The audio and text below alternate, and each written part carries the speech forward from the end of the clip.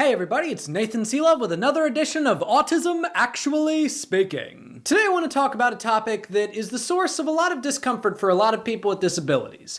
How to ask for accommodation. An issue that a lot of people with disabilities face is not always an accommodation not being available, but rather not knowing how to ask for it. And sometimes there are both social and mental barriers to asking for accommodation. So today I want to first discuss why some people have trouble asking for accommodation, and then I want to give some tips for it. The first barrier is that some people with disabilities just feel like they don't deserve accommodation. And I'm not going to go too in-depth in this one because I already made a video about this, and if you haven't seen it yet, you should totally check it out. But this is definitely barrier number one. Barrier number two is the social feeling that if you ask for accommodation, that you are imposing on someone else. Barrier number three, and this especially applies to people with invisible disabilities, if I ask for an accommodation, then I am outing myself as someone with a disability. Barrier number four is not even knowing if people have the accommodation you need. And number five is what I call the power through mentality. Basically, the idea that if I get through this situation without a disability accommodation, I will be better for it when I come out the other side. So those are the barriers. How do we overcome them?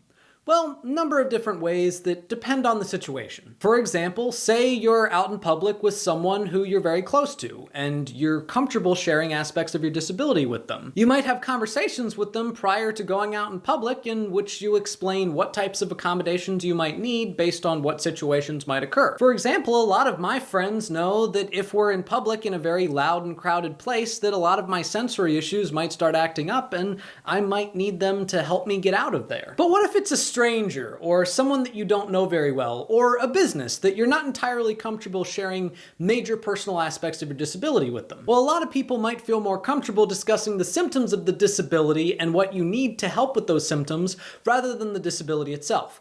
For example, me as an autistic might not say, hey, I need help because I'm autistic. Instead, I might say, I have sensory issues, and this is why I need help. That way you don't have to disclose your disability, but people are still aware of what you need help with. Know exactly what accommodations you need prior to the going out in public.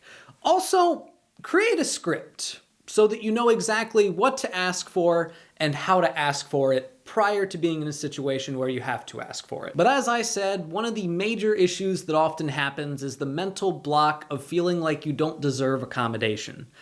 And if that's something that you're dealing with, then I would highly recommend you check out my video on that. It's linked in the description. All humans need accommodation for certain physical limitations. Except we don't always call it accommodation because it's not associated with what we perceive to be a disability. For example, humans don't have wings, so we invented airplanes to take us across the ocean. Humans don't have gills, so we invented scuba gear so that we could breathe underwater. These are physical limitations objectively. But other humans have them, so we don't think of them as accommodating a disability.